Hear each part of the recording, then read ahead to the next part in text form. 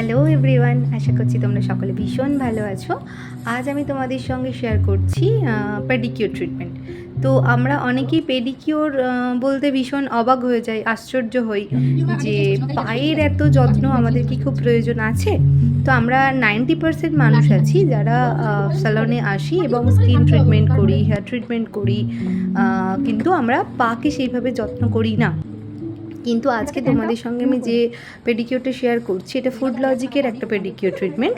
এবং এটা দেখো যে মানুষটির পায়ে হচ্ছে, পুরো পাটা ফাঙ্গাল ইনফেকশানে ভরে গেছে।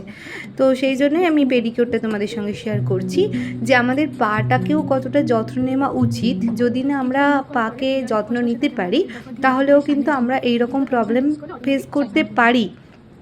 আমরা অনেকেই ভাবি যে 2000-3000 টাকা দিয়ে খরচ করে পায়ের ট্রিটমেন্ট করাটা সত্যিই ভীষণ একটা কস্টলি ব্যাপার বা খুব আশ্চর্যজনক ব্যাপার। আমরা সেইভাবে কেয়ার করতে না পারলেও মিনিমাম কিছু কিন্তু কেয়ার আমাদের পায়ের জন্য করা উচিত।